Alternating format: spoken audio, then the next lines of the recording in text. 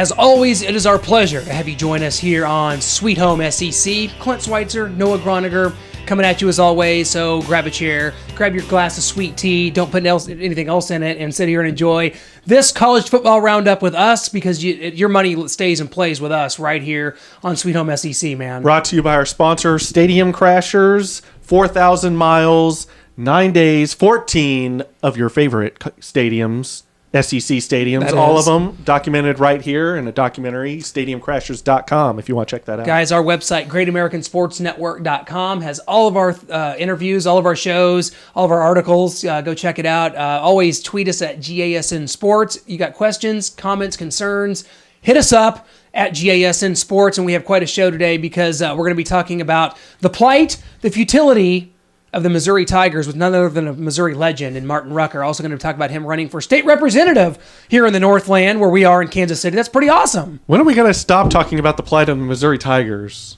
It's every week. We need a win here. I don't know. Talk about something else. Get on a different kind of route for them. It's not good. It's not good coming off that loss to Kentucky. I sat in that stadium, Noah, for around 3 hours with my head in my hands, somewhat like this. Just sort of waiting for it to be over. That's a good stance to watch Missouri games. I think 46,000 joined you in that same... There was 50 there, but man, I tell you, and you got to feel, for 50,000 fans to be, there's actually a testament to the Missouri fans that did show up. 50,000 to watch that? Yeah.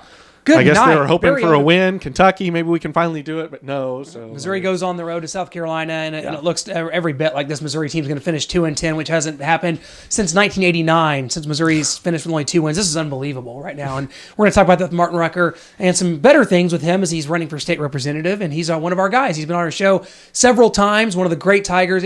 When he played tight end here from 04 to 07, I mean, he was just unstoppable. He's unstoppable. Went to the NFL, played with the Cowboys, Browns, a cup of coffee with the Chiefs before calling it a career now in politics. Hey, someone's got to do it. Yeah, I mean, running for Missouri State Representative. I'd vote for him for president right now. Get out and vote, everybody. Yeah. Yes. 14th District, that's in the Northland in Kansas City. If you're watching this, definitely go out and vote for Martin Rucker next Tuesday. And we want to go ahead and welcome our guest on this week's Sweet Home SEC show. He is none other than former Mizzou football legend and hopefully coming up state representative from Missouri, Martin Rucker. T-Rock, welcome to the show. Can we still call you T-Rock? Or now that we've entered the political realm, do we just change it back to Martin Rucker? How does that work? Not at all, man. I'm a guy of the people. I'm still the same guy, just trying to do the right thing. Hey, well, I'd vote for you for president right now, then, if that's the case. So I've heard that a lot lately. Absolutely. Well, it's actually literally true. But I'll tell you what.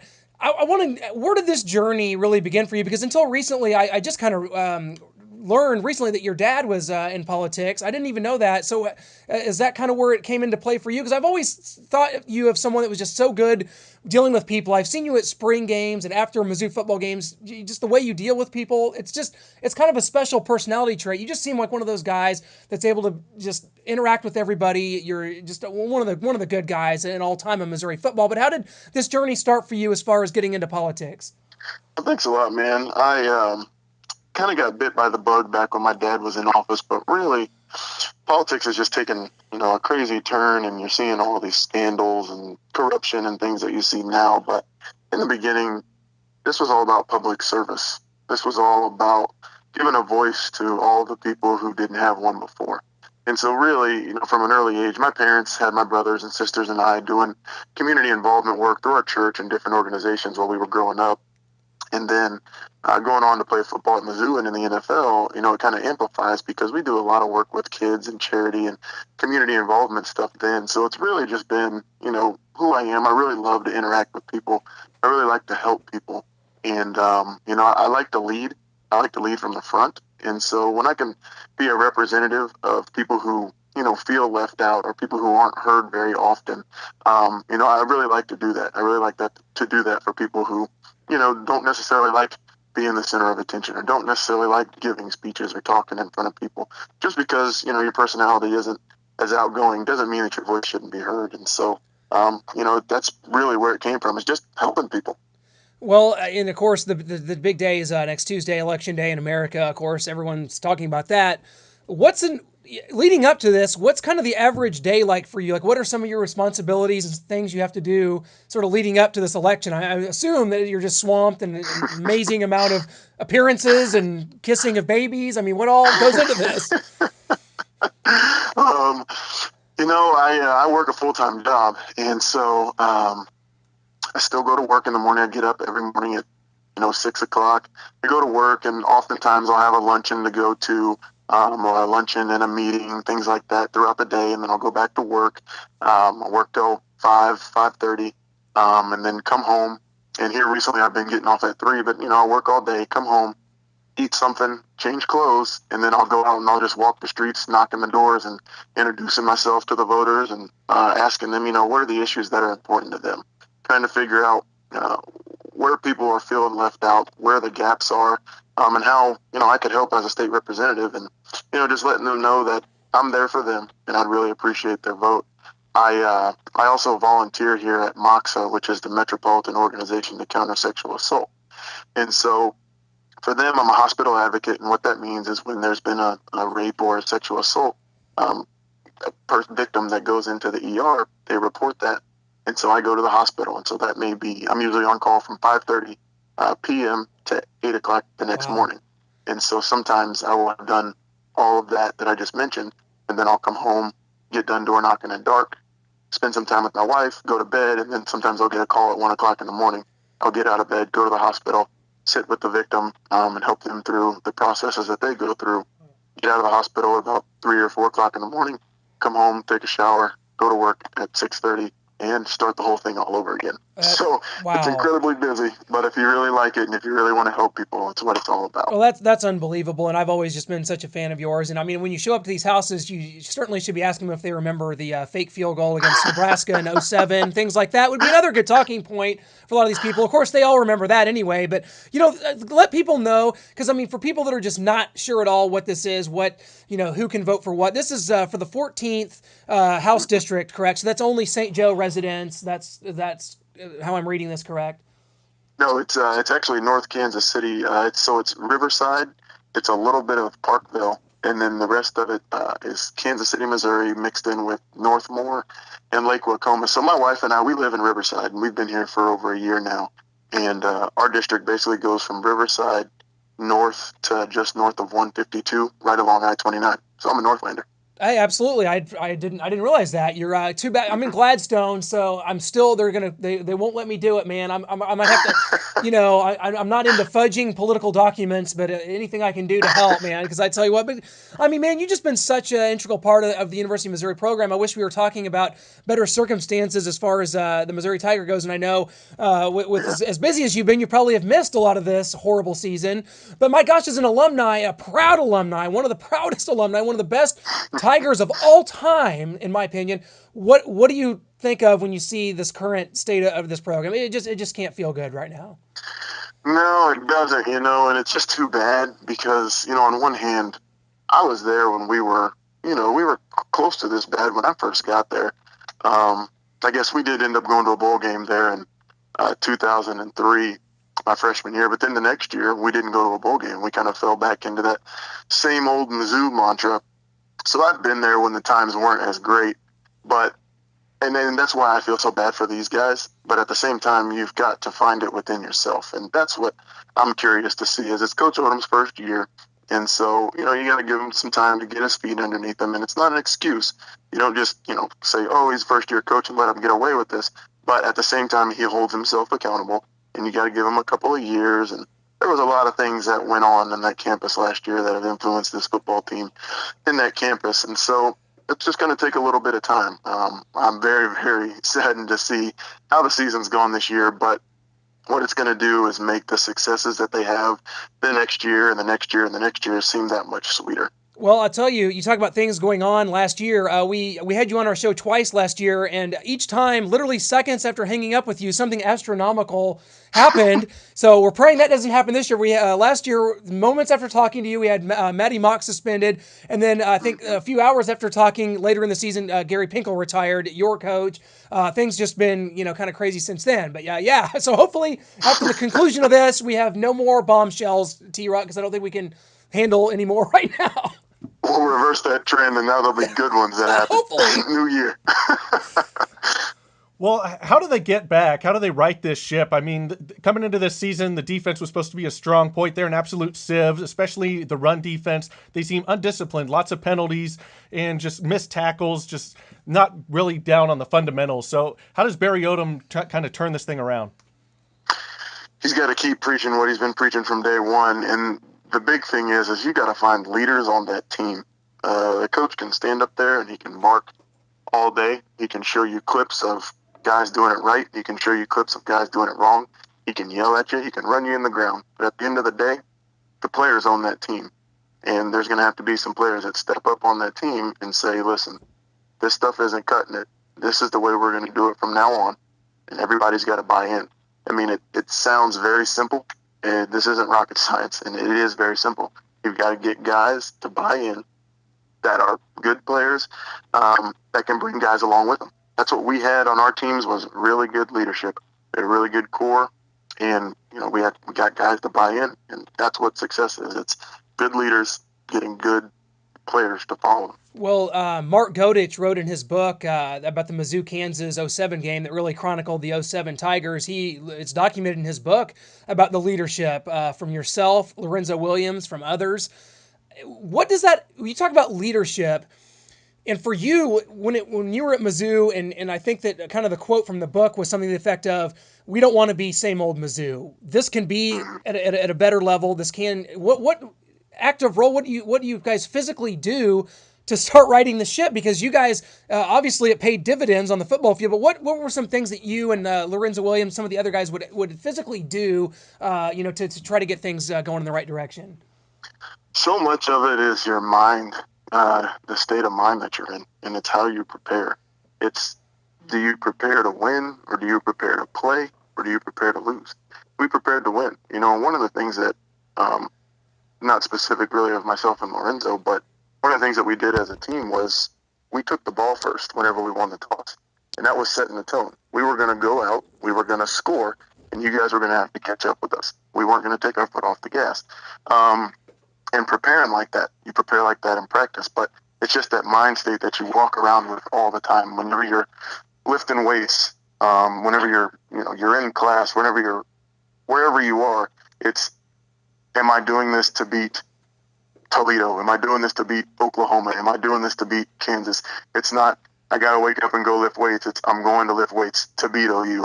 I'm going to lift weights to be the Big 12 North champions. I'm going to lift weights to, everything you do is with a purpose. And as you do everything with a purpose, your mind state starts to change, and it affects the way that you play. It affects the way that you look at things. Perspective is very, very big.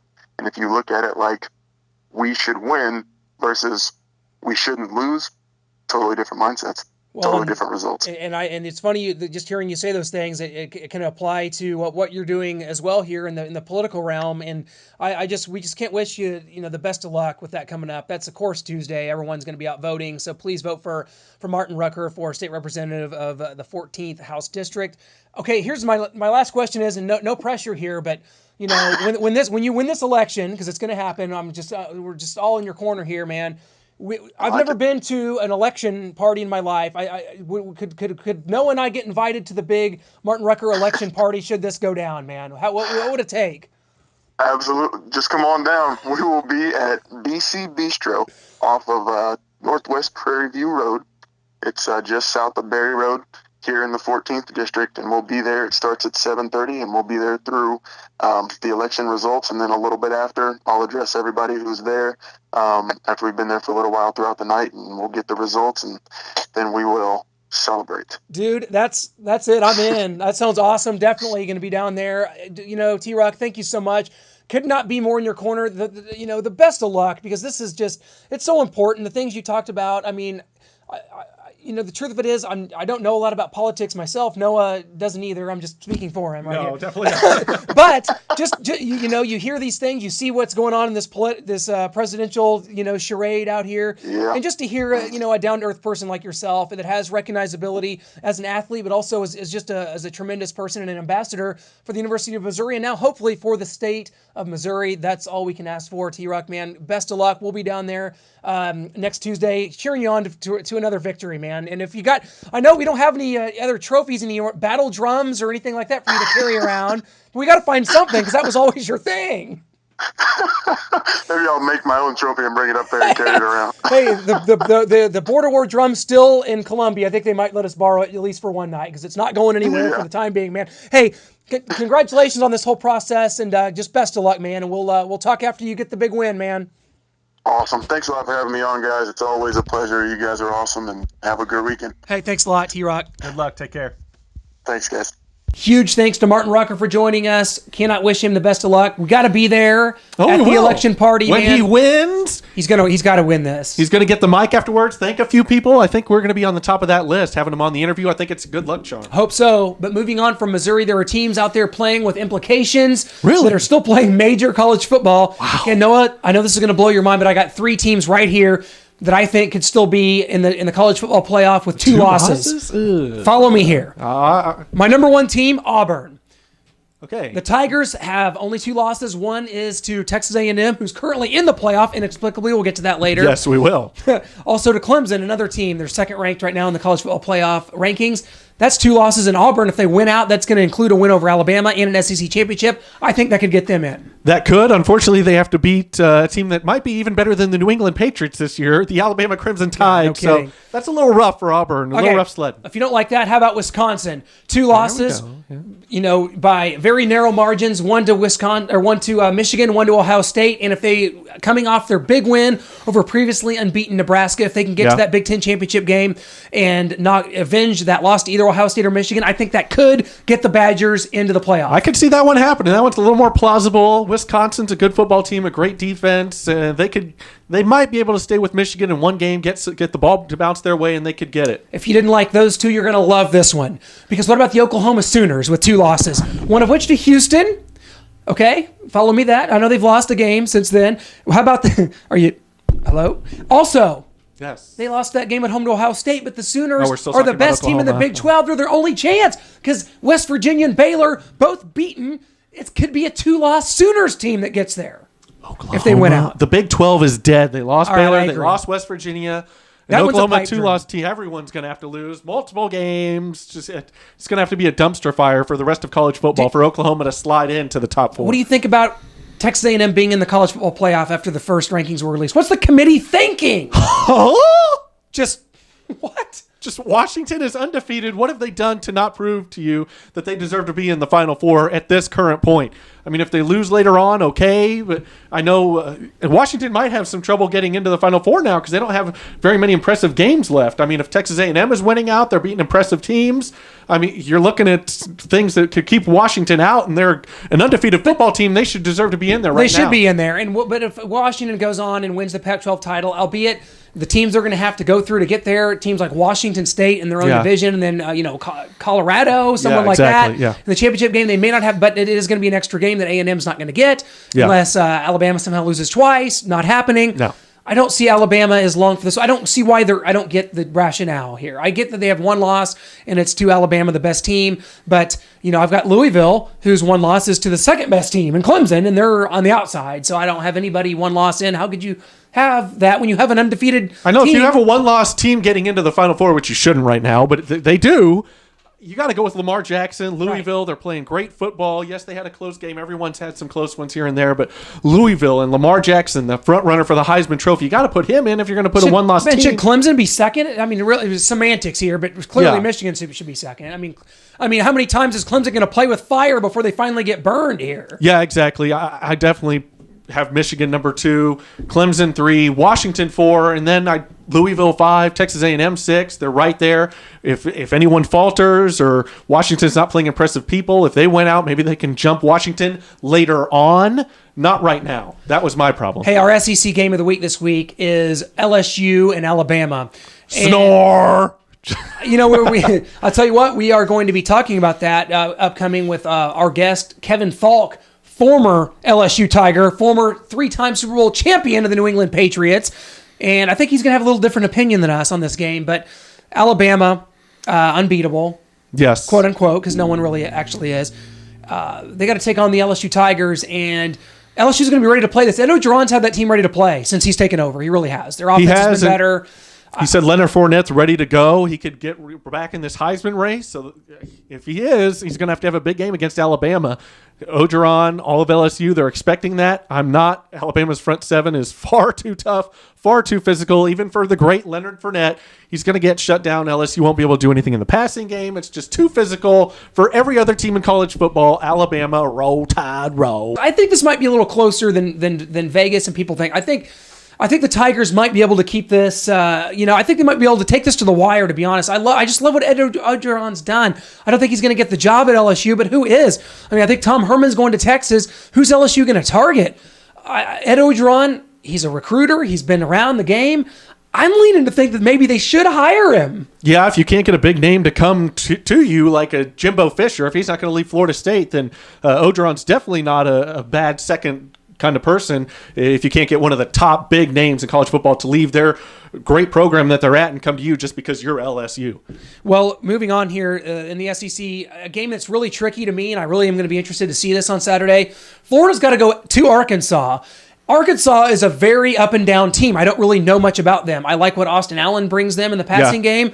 I think they have a really good offense. Their defense is really not played well, especially in SEC play. Now, their defense made some plays to beat Ole Miss. Ole Miss has fallen off the map. Florida's coming in, they're only one loss in the seasons to Tennessee, a game they probably should have won. Yeah.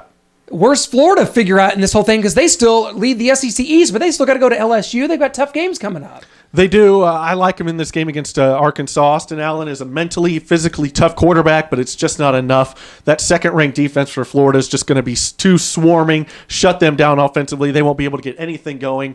Although Florida's offense isn't spectacular, to say the least, I think they have enough, and that defense, I think, will score at least once to make this game out of reach for Arkansas. I think I like Florida. You got Luke Del Rio back, and he's been solid, if not somewhat unspectacular. But I like the running back combination of Scarlett and Piron. Yeah. I think those two are going to carry the day for Florida, again, against a very porous run defense from the Arkansas Razorbacks. So Florida, and then the team that's sitting in second in the SEC East. Perennial powerhouse. In college they basketball. need no introduction anywhere in the civilized basketball. world. The Kentucky Wildcats. They got to go play the Georgia Bulldogs. Not a very good team. Is Kentucky a better team than Georgia right now? I think they are. I do too. I don't know what's going over there. It's kind of a mess in Georgia. I mean, you have a talented young quarterback in Jacob Eason. You've got Nick Chubb. I mean, you've got some players on the outside, but they just can't seem to get anything done, can't seem to gain their footing, and these young players aren't really developing under the new coaching staff. I don't know. I still am going to pick Georgia because I just don't think Kentucky's ready to win this type of game. They have 4 wins in the conference. They are sitting at second place. If they were to be able to beat Tennessee later on in the season, they're going to have a chance to win this division. They've already been blown up by Florida. I still like Georgia. I think that the better program, the better athletes win out in these type of situations, even when you've got a Kentucky team that's on a bit of a roll, if you will. Yeah. But maybe Mark Stoops and his solid recruiting finally paying some dividends. I think Steven Johnson, what he's able to bring to the quarterback for the Wildcats and the 2 running backs. I mean, Snell and Boom Williams had a huge game against Missouri, 175 yards each, never before accomplished in the school's history. We're spending way too much time on Kentucky, but they've earned it. They have earned it by being second place in the SEC East. You deserve to be talked about on the show. Finally, they get their due. Well, I'll tell you what, as this thing winds down, as we wind down our show, some things that just come to mind, things just flying off my head. Nebraska. Where's Nebraska figuring in any of this? Because we thought going in, they haven't played anyone, they're no good. They go to Wisconsin and they take the Badgers to overtime before losing, throwing an interception that cost them the game. Tommy Armstrong playing really well, good at quarterback for the Nebraska Cornhuskers. Where do they figure into this? They're a 1-loss team. They got to play at Ohio State, who's struggling a bit. They just barely beat Northwestern. Lost to Penn State. That's an interesting game. I think Ohio State gets back on. They right the ship and they get back on it, but by beating Nebraska. I don't think Nebraska's ready for this level of competition in Wisconsin, Ohio State. They did play it close with Wisconsin, but now Ohio State. So Nebraska with 2 losses. Where does that put them? That means no wins over a ranked team. Yeah, they're definitely just not in the conversation. Their A hopes are solid gone. ranked team, a top 25 team, but not a top 10 team. Definitely I not would a top say. 10. They fall out.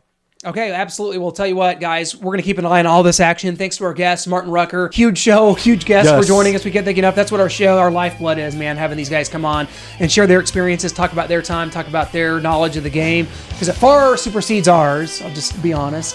Played a little bit in high school, some pee-wees. Yeah, I did have an 87-yard touchdown reception once in 7th grade that's still making the rounds on the video underground market. If you find it, give it to me. Please. I had 11 interceptions in flag football in 7th grade. We were playing against 3rd and 4th graders because there weren't enough 7th graders that signed up. So they threw me in a 3rd and 4th grade league. 11 interceptions. Parents screaming at me doing. That's all we need to know. I was wearing bandanas over the head. Deion Sanders. Can't do that anymore. Anyway, boy, tough, great times. Hey, sweet home SEC. Thanks so much for pulling up a chair and enjoying it with us. Clint Schweitzer and Noah Groniger. Enjoy all the action this Saturday.